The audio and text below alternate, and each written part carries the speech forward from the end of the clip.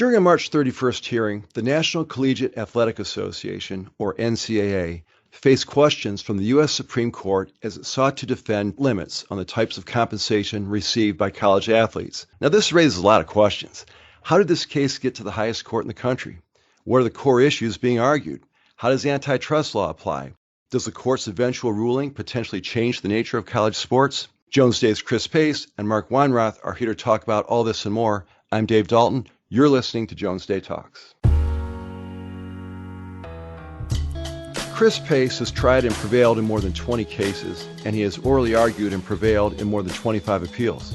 He represents clients in commercial disputes, trade secrets and unfair competition cases, as well as money laundering and other criminal investigations and prosecutions. Prior to joining Jones Day, Chris had a diverse career that included service as an assistant U.S. attorney for the Southern District of Florida and as a law clerk to Supreme Court Justice Anthony M. Kennedy.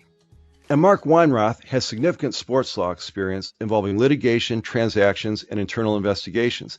His recent sports-related matters include representing more than a dozen universities in regard to NCAA student-athlete concussion injury litigation, a federal multi-district litigation consolidating more than 500 putative class actions. He has also defended a major university in 2 state court football concussion lawsuits and represented a major university in 3 lawsuits involving student-athlete health and safety issues. Prior to joining Jones Day, Mark served as Assistant General Counsel for 3 years at the University of Miami, where he oversaw a variety of areas, including the day-to-day athletic department legal portfolio.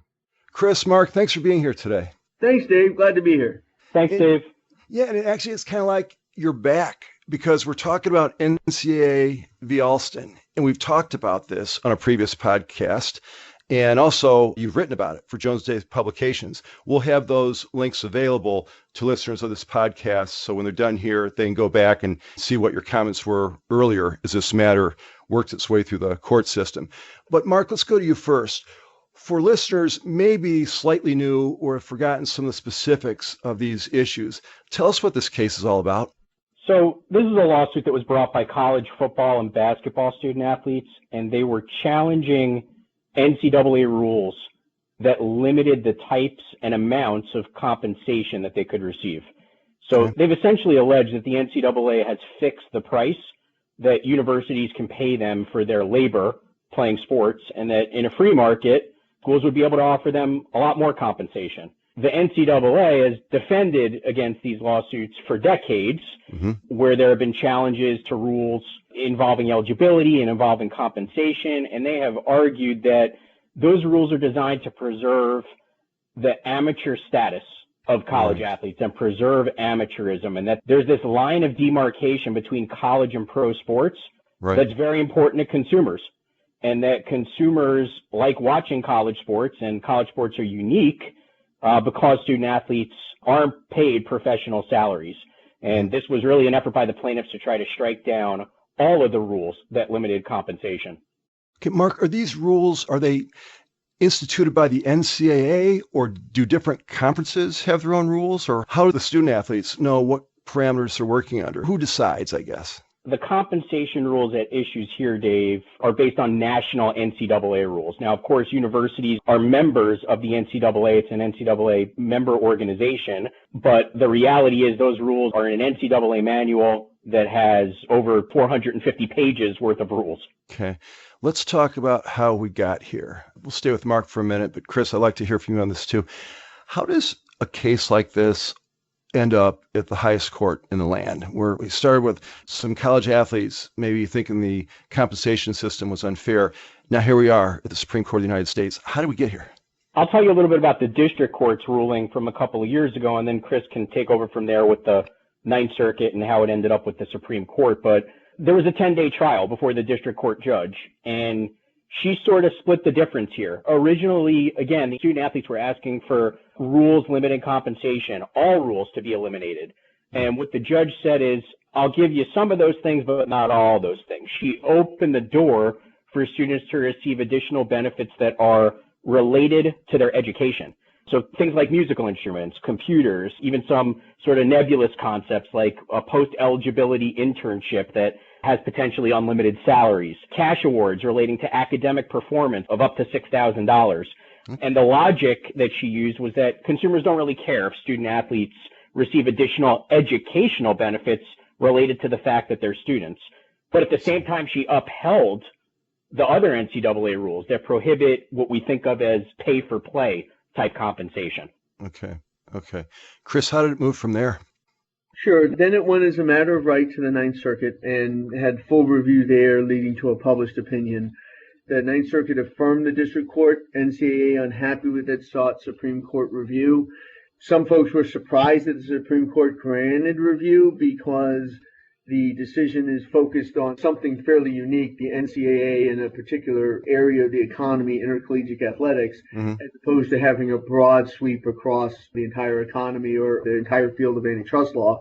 But nevertheless, the justices took it. Certainly the NCAA has made the argument to the justices that they should review this because the Ninth Circuit ruling is going to have a significant impact, an impediment to their ability to function as an overseer of intercollegiate athletics. And so that's led to our hearing yesterday with the Supreme Court on the merits. Okay. Chris, talk more about that. What are the NCAA's main grievances with what happened at the district court and the Ninth Circuit? What are they hoping the justices ultimately do?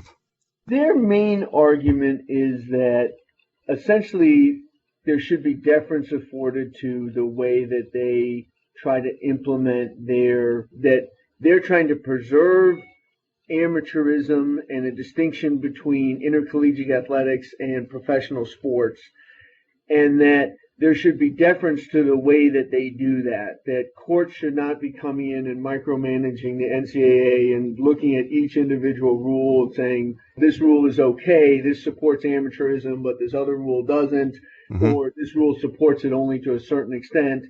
So what they're saying is essentially, rather than going through that whole exhaustive procedure, which can lead to a lot of litigation, all that courts should be doing is essentially giving a quick look at what the NCAA has done. If an NCAA rule has kind of a reasonable relationship to their goal of protecting amateurism and the distinction between intercollegiate athletics and professional sports, that should be the beginning and the end of the inquiry.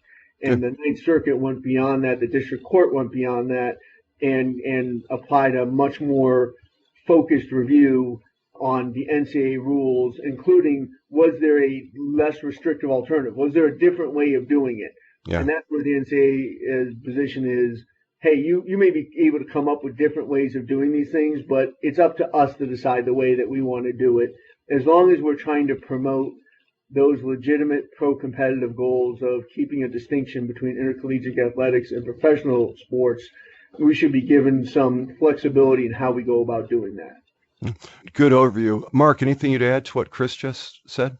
I think what I'd add is that another area of what they're challenging is that the injunction basically went too far. That remedy that Judge Wilkin imposed that set forth a number of different education-related benefits, they've sort of made this slippery slope argument, the NCAA, that if we're allowing monetary awards up to $6,000 for every student athlete, if we're allowing post-eligibility internships that seem to be related to education, but what if those turn into these unlimited internships that are used for recruiting purposes to get the star high school quarterback or point guard to come to a school because they're guaranteed some amount of money after their eligibility expires? I see. All right, back to Chris. So as you would expect, the student athletes must have a very different perspective on how this is unraveling. They want to ask the Supreme Court to affirm the lower court rulings, correct? That's correct. Their position is that there's no reason that the NCAA should be entitled to that level of deference where they only get a quick look at what they've done to see if it's rational. In most antitrust cases, what's done is there's applied the rule of reason, which is a more searching inquiry into, okay, what is the reason that you did something? Is it pro-competitive?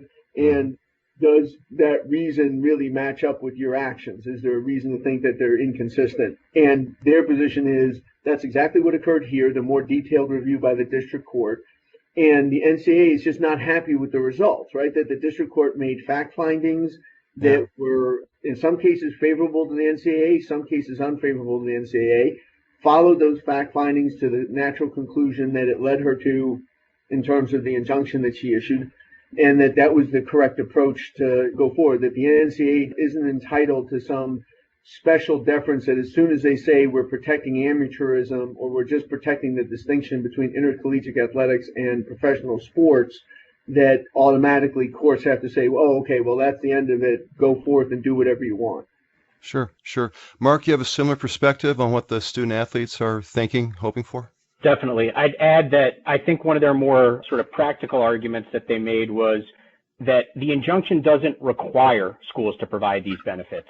Rather, even conferences at a conference level can engage in rulemaking that prohibits these education benefits from being offered to student athletes. And that was actually one of the things Justice Sotomayor keyed in on and asked about. And the response from the NCAA's counsel was, well, it really starts to then look like a prisoner's dilemma where we need a national agreement. Otherwise, you're going to have the haves providing these benefits and the have-nots unable to provide those benefits.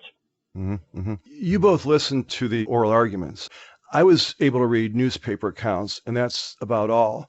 So I think we potentially get into trouble here. But I'm wondering, based on the questioning and the way the justices talked to the representatives of both sides, were you able to read anything into how any of the judges might be leaning? First to Chris, pull anything from the questions, their tone, anything you might be able to handicap this with a little bit? I think that's always a difficult thing to do. I'm a former Supreme Court clerk myself. I've had a lot of experience with Supreme Court arguments, and the justices come in and they want to ask engaging questions, but that's really not a great indicator of how they're going to rule. So I think it's very difficult. Somebody says, this justice or that justice asked a really tough question to the NCAA counsel. That's not a very good indicator that the justice is necessarily going to rule against the NCAA. Mm-hmm. And in the current format that they're doing Supreme Court arguments, it's made it even more so that it's hard to predict because the Chief Justice kind of lets each justice ask, almost puts each justice on the spot to, hey, ask a few questions here. Mm-hmm. So they're almost required to ask questions of the advocates. I would say that what was clear from a number of the questions is that the justices are definitely struggling with the issue. They understand both sides. There's some, I don't know if I want to use the word sympathy, but there's certainly an understanding of the NCAA's position that they're just trying to protect kind of amateurism and that this can become a slippery slope once you start micromanaging how their rules operate. And I think there was also, again, whether you want to call it sympathy or at least understanding of the student athlete side that there is massive amounts of money being made here based on their actions, and yet the only people who are not profiting from it are them. It was a very lively debate. I would expect this is going to be one of the last opinions we get this term because the judges are going to take some time to write this opinion. Now, interesting. And sometimes, and again, I'm an amateur court watcher. You guys are professional court watchers, sort of, I guess. I don't know. But you guys understand these nuances better than I do. But sometimes you can get close based on ideology. Where are these justices on the political spectrum? How have they ruled on other things? Who appointed them? Where they come from? What was their track record like here on the bench and in lower courts as they were coming up? But from what I read today, it seems like it's kind of even. R or D, whoever appointed you, I think I saw some questions that led me to believe they're kind of scattered on this one right now. Is that true? Yeah, there's two issues that come out of that. I mean, one is that it's a unique case, and whenever you get to unique cases, it's harder to kind of peg justices because you can't look at prior writings and say, this justice has written a lot of different cases on a certain aspect of criminal procedure. I have an idea where this justice's ideology is. Here Sure. It's a little bit more unique. The second thing is that some of the newer justices don't have a whole lot of existing opinions on antitrust matters. So it's a little bit harder in that context, too. You don't have this wealth of opinions you can look at and say, when they were Court of Appeals judges, here's how they ruled on all these antitrust issues. And remember, we've got 3 fairly new justices on the court right now. Right, right. You brought up antitrust, but let's swing to Mark for a second. Mark, talk about some of the core issues the justices appear to be interested in based on what you heard during the arguments. Where might they be honing in? I think there were 2 general themes that really emerged from the lines of questions. There were multiple areas of inquiry by the justices, but I'd say the first was when they were directing questions to the NCAA, there was a healthy dose of skepticism, should I say, about this alleged pro-competitive benefit that consumers really watch college sports because players aren't paid. And there were a lot of concerns expressed by justices about these unfair economic results as a result of that. Justice Thomas talked about how coaches' salaries have ballooned. Justice Kavanaugh had a quote that said the antitrust laws should not be a cover for exploitation of student athletes. And remember, we're recording this right around the time of the Final Four, where the NCAA makes around $1 billion annually just in their television media rights deals. Right. So we saw those concerns in a number of questions. The other theme, and this really bore out when the questions were directed at counsel for the student athletes, was, is this going to result in endless line drawing, where we're going to have courts being sort of a superintendent for NCAA rules? And it seemed like there was at least a little bit of sympathy for the fact that the NCAA is under this constant barrage of litigation, and that every time a group of plaintiffs believes they're entitled to some additional incremental benefit, there's an antitrust lawsuit. And there were questions along the lines of, well, is $6,000 enough for these academic incentive awards? Why isn't there going to be a group of plaintiffs a couple of years from now that's going to seek $10,000? And so you had Chief Justice Roberts. He compared this all to a game of Jenga. He said, if you pull one log out and then another, everything's fine. But ultimately, it all comes crashing down if they keep chipping away at these NCAA rules. And Justice Sotomayor asked, how do we know that we're not destroying the game as it exists? So those types of concerns were also borne out in the questions. Yeah, and those are very human concerns. I love the Jenga reference, by the way, but we're talking about tradition here. I know that sounds a little corny or quaint even, but it would be kind of a game changer, although I think we've used that pun before in talking about these issues. It could be a whole different world. Chris, in some of the notes you guys sent over to me when we were preparing for this, you mentioned the U.S. Solicitor General argued in support of the student athletes. Three things. First of all, does that happen very often? Number two, is that significant? And what exactly did she argue? It happens fairly regularly, particularly if it's an interpretation of a federal law, that the Supreme Court will ask the Solicitor General to come in and provide the U.S. government's view. So it's not unusual for the Solicitor General. Every term, the Solicitor General appears in these cases that deal with federal, even when the U.S. government isn't a party, when the case is dealing with the interpretation of federal statute. Some people have overblown the significance of the Solicitor General participating. She did a fabulous job. I believe it was her first argument as the acting Solicitor General. Yeah. And she did come down on the side of affirming, so therefore supporting the student athletes. But it was clear that the argument wasn't, Solicitor General was not there to try to be an advocate for the student athletes, but more to be an advocate for the fact that the approach taken by the courts below was the right approach, was that this rule of reason, more detailed scrutiny was appropriate, and that the reality here is somewhat the NCAA is complaining about is that they lost on some of the facts, right? When a judge makes a ruling, the judge applies the law to the facts. Is it a question that the judge applied the wrong law, or is it a question the judge applied the wrong facts? Because if it's the latter, for the most part, that's not something the Supreme Court gets involved in. Okay. Their job isn't to try to tell district courts, oh, you should have believed this witness versus another witness. If they applied the right law, generally speaking, the Supreme Court is going to defer to the factual rulings that are made by district judges on cases before them. Sure. Okay. Mark, there's been this other issue buzzing around while the Supreme Court's been hearing this. Media has given a lot of attention to the name, image, and likeness legislation that's been running around both at the state and federal level. What relationship do these name, image, and likeness rights have to this case? Is this totally divorced from what the Supreme Court's talking about now, or is this related? So this case does not directly involve name, image, and likeness rights. And there's a bit of confusion because this same judge, Judge Wilkin, previously presided over the O'Bannon lawsuit several years ago, and that did involve name, image, and likeness rights.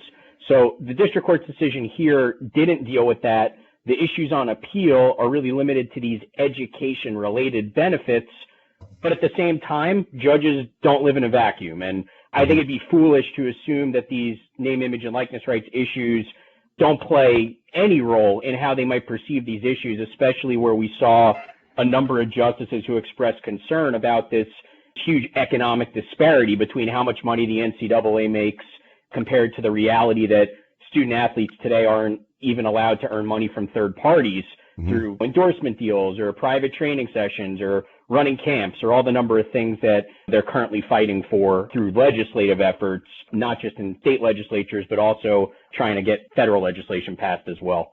Sure. And just the fact that name, image, and likeness is such a big deal, it shows you how big college sports have become over the last couple decades. Let's wrap up with this. And we've covered a lot of ground in a short period of time. This has been great. I think we'll probably revisit this matter maybe later this summer after the court rules. But let's talk about that. Chris, you can't predict an outcome, but talk about the possible range of outcomes and maybe the likely impact of all this. Where do you think we might end up? I would say maybe the highest level, I would say that anyone who thinks that this is going to resolve the NCAA's litigation with student athletes is kidding themselves. There's going to be continued litigation no matter how the Supreme Court rules. Certainly if it upholds the Ninth Circuit and the district court's ruling, that's going to open the door for more litigation. But I think even if they generally side with the NCAA, these issues of challenges by student athletes are not going to be going anywhere. I also would expect that whatever Supreme Court ruling comes down, folks are going to be trying to apply it to other areas like the name, image, and likeness issues relating to that. The litigation is going to continue. There's a definite reality that this litigation is going to continue because the injunction before the district court judge, the district court is continuing to monitor even that. I'm not trying to downplay the significance of the Supreme Court decision because whatever they decide is going to affect and drive the course of the litigation between the NCAA and the student athletes for years to come. I think if there's no flat-out affirmance here, you're going to see a lot more student athlete litigation. If they side with the NCAA, there'll still be litigation, but the NCAA will definitely have a strong defense in those cases. So everyone's rightly focused on the significance of the Supreme Court decision, but anyone who thinks that this is going to cap the disputes between student athletes and the NCAA are kidding themselves. So we're just getting started. Mark, should the NCAA be worried? Could this be a threat to the NCAA? Is this threatening business as usual, as they know it, potentially? They're definitely concerned, but remember, they're the party that appealed the Ninth Circuit's ruling. They won before the Ninth Circuit and before the district court on the issue of whether these other pay-for-play type rules were permissible. What's on appeal right now are these education-related benefits. And look, that's not to say that the logic or the rationale that the Supreme Court adopts in reaching its decision couldn't lay the groundwork for future challenges like Chris just referenced. But I would just caution everyone when this decision comes out, if it is in favor of the student athletes, it's very unlikely to signal the demise of the NCAA. Good enough. We'll leave it right there. The case is NCAA v. Alston, Supreme Court arguments. March 31st, 2021, likely a decision. Chris says probably later in the term, but likely this summer, I would assume, one of the last ones they bring about. I'm sure we'll round up again once that happens and talk about how this might affect amateur athletics, the NCAA, student athletes, etc. But Chris, Mark, thanks for being here today. Great program, and we'll talk again soon. Great. Thanks, Dave. Talk to you soon. Thanks, Dave. Thanks, Mark. Thanks, Chris. Take care. You can find contact information and complete bios for Chris Pace and Mark Weinroth at jonesday.com. And while you're there, be sure to visit our Insights page where you'll find commentaries, white papers, more podcasts, videos, blogs, newsletters, and other interesting content. Subscribe to Jones Day Talks at Apple Podcasts and other podcast platforms. As always, we thank you for listening. I'm Dave Dalton. We'll talk to you next time. Thank you for listening to Jones Day Talks. Comments heard on Jones Day Talks should not be construed as legal advice regarding any specific facts or circumstances. The opinions expressed on Jones Day Talks are those of lawyers appearing on the program and do not necessarily reflect those of the firm. For more information, please visit jonesday.com.